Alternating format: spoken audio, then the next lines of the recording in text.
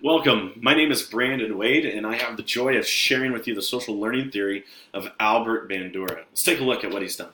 Albert Bandura, who he was and his education. He was born in Alberta, Canada, in a small rural town of Mundare, Alberta. He was the only boy out of 6 children, and he was the youngest. He had a very limited education due to where he was living. And after high school, he worked in the Yukon on the Alaskan Highway, protecting it from sinkholes.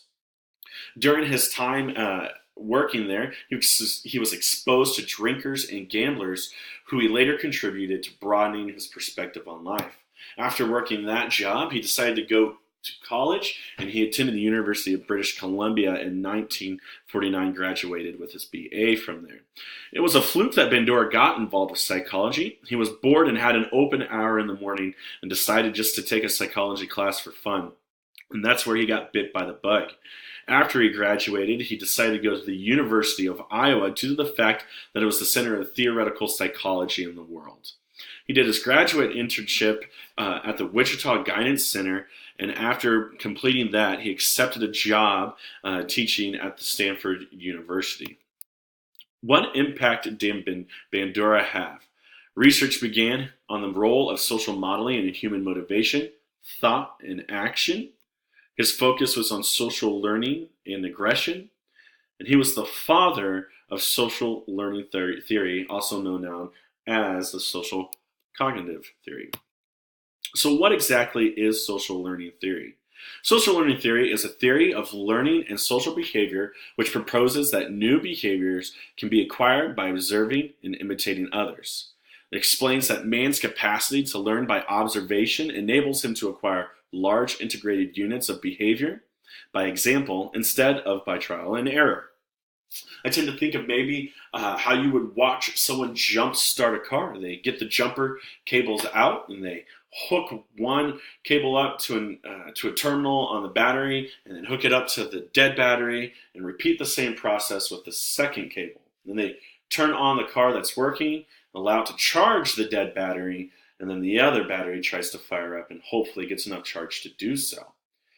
I think of watching my father doing this process and modeling this for me growing up.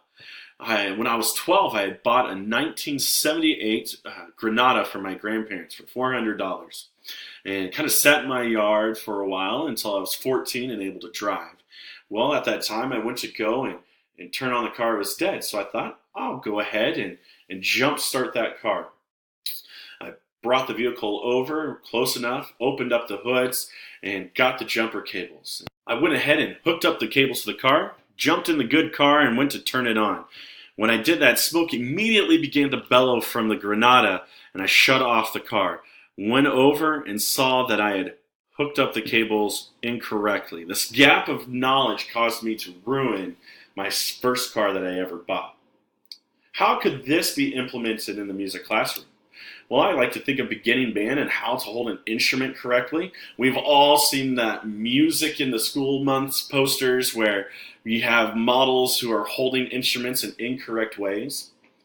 Or in the percussion section, it is much easier to model the correct way to strike a triangle than to explain it, or to muffle a bass drum.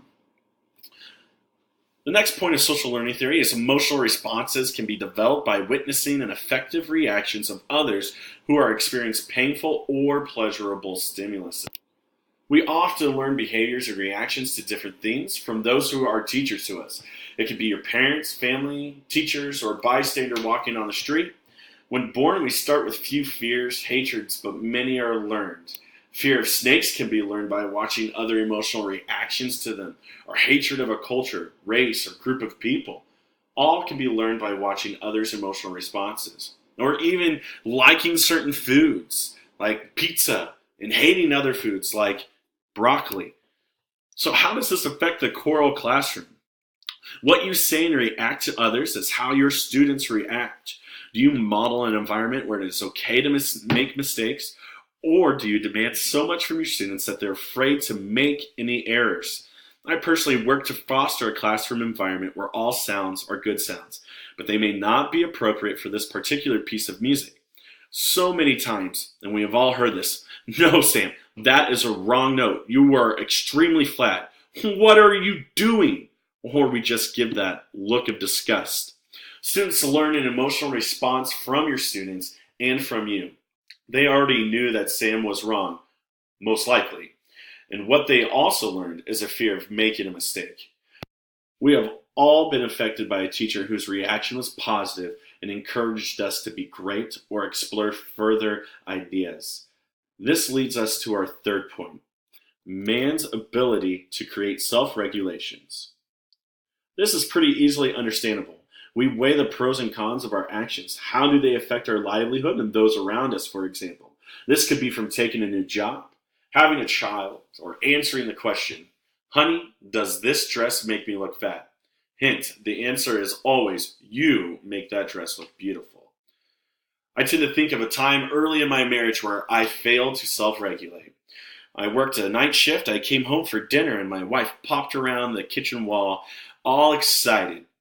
And she had my plate of food in her hands and said, "Here you go, honey." And I looked at it and it was a burnt hockey puck of hamburger beef and instant mashed potatoes. And I looked at her and I said, "Where's the rest of it?" At that time, my inability to self-regulate it resulted in growing pains in our marriage. I wonder, how do you self-regulate in the classroom? Well, not choking Jimmy out for refusing to shut his mouth and play, or when the principal requests a performance of your group at the last second, or maybe when a student comes up to you 4 minutes before the concert wearing jeans and a shirt instead of his tuxedo. How do you regulate? What would you do in each of these situations? Would you blow up at the student or at your principal? Some of these scenarios I had to learn the hard way on how to regulate. Thankfully, I never caused physical harm to a student due to their own inability to self-regulate. But I know that I've had to learn the hard way on some of the others. We can also self-regulate emotional responses and change behaviors due to our social environment. The ability to weigh and pros the cons and to envision how our reactions and choices will affect our lives is another ability of social learning theory. I never rode a roller coaster as a kid until maybe I was about 8, but I'd seen lots of people ride them. It looked like fun. I remember, though, hearing a story about a woman who was thrown from a roller coaster that resulted in her death. We soon thereafter went to Worlds of Fun and rode the Bambi Zinger. On this ride, the force of the turns caused you to lift off the seat, and when this happened, I thought I was going to be thrown from the roller coaster and die. I refused to ride a roller coaster until an 8th grade field trip where the social pressure to ride one overrode my fear. I unlearned that behavior, and now I thoroughly enjoy riding roller coasters. In the music classroom, we often see this thought go through our students' minds anytime we ask them to perform by themselves in front of their peers. That look of fear that runs through their mind as they weigh the social impact of failing to achieve the goal that you set in place. What do you do to encourage your students to try? What strategies do you place to create an environment where failure is acceptable? I have a quote in my room at the front of the room from famous Florida State University football coach Bobby Bowden. It states, "Fail forward faster." It is a mantra that as long as we learn from our mistakes, it is okay to fail, but let's do it in a quick way and not dwell on the mistake. We learned that Albert Bandura also coined the term reciprocal determination. With reciprocal determination, we learn the person has an effect on the environment just as much as the environment has on the person. We can look at neighborhoods that are filled with graffiti or dilapidated. A person who moves into that neighborhood might think it is okay to trash it and not take care of the surroundings due to the fact that the neighborhood is already that way. But if someone moves in and decides to remove the graffiti, fix the windows, then 1, it could reinforce positive behavior in taking care of their surroundings. 2, encourage a different type of person to move into the neighborhood. In the classroom, we can see the effect of the quality of rehearsal. There are some times that your students come into class and their energy level is very low. It seems very difficult to motivate them and to move forward along in the lesson. You can either allow this to affect you and basically lose a rehearsal, or you can change the environment. Sometimes by a pep talk or a literal change of environment, moving to maybe outside or the hall or something to get them moving. Social learning focuses on modeling as the main concept, live models, verbal instructions, and symbolic natures. I touched on live modeling earlier, but allow me to delve a little more. Students learn behavior or emotions. What are your classroom behaviors? What is the classroom environment? Do you greet them at the door? Do other students greet them at the door? How do you react to new students or students who are struggling? How do your students react to the failures and successes of others in the class? For me personally, it is different for each of my choirs. Vocal, instrumental techniques. I do a lot of modeling for my students in a variety of different techniques. We work to model and then associate the sensation of the technique with the model. Afterwards, I teach what is technically then happening in the voice to produce the said sounds. That also lends itself to gestures and empathetic responses. Social learning theory and the verbal instructions. An individual describes the desired behavior in detail and instructs the participant in how to engage in the behavior. I think of explaining to students why it is wrong to vocalize a yawn, why it is considered rude when you hear in our culture. We also can explain classroom behaviors and rules. How do we hold our music? Or when do we put up our instruments? Or how about what does a concert night procedure look like? When are you supposed to be there? How are you supposed to behave? Social learning theory and symbolic models. Modeling that involves by means of media, including movies, television, internet, literature, video games, and radio. I think of the Netflix series of 13 Reasons. There was a huge jump in suicide and suicide attempts after the release of this show. It caused educators and parents across the nation to have to explain and talk to the students about this behavior. Or how about the media's portrayal of different actors and politicians? Or my favorite, when big businesses try to sell us things based on how cool it looks. All My Circuits will be right back after this word from Slurm. It's highly addictive. Look! It's Slurms Mackenzie! He's the original party worm! Ooh! Wibby wham wham wazzle! Let's party!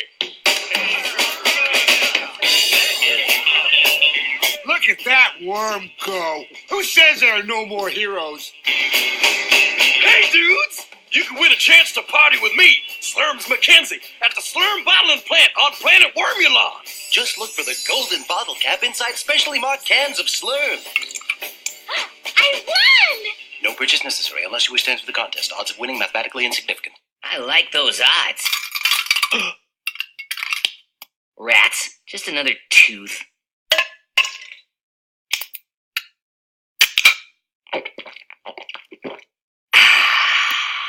How would this look in the music classroom? Well, our marching bands do a good job of providing a strong, symbolic icon for our community to get behind and support. It's a great way to recruit younger students to want to be a part of something bigger later on in their life. Maybe impromptu concerts for the student body. I'm a huge advocate of pop a cappella, and we'll often do impromptu or flash mob performances for the school body. How about recruitment concerts for our younger students? I will often have the students raise their hand to show that they are involved in other activities. I'm lucky to have many dominant athletes in my groups, as this is a huge motivator to show students that you can do both the arts and athletics and not have to choose between the two. Social learning theory continued here. Well, social learning theory continues to influence. It's instrumental in becoming the bridge between behaviorism and cognitive theories of learning. It's now known as social cognitive theory, and it continues to grow and is used to be explained in other theories such as cultural intelligence, criminology, media violence, social change in media, psychology, and school psychology. I hope that you enjoyed this presentation of Albert Bandura's social learning theory, and I hope you have a great day. Thank you.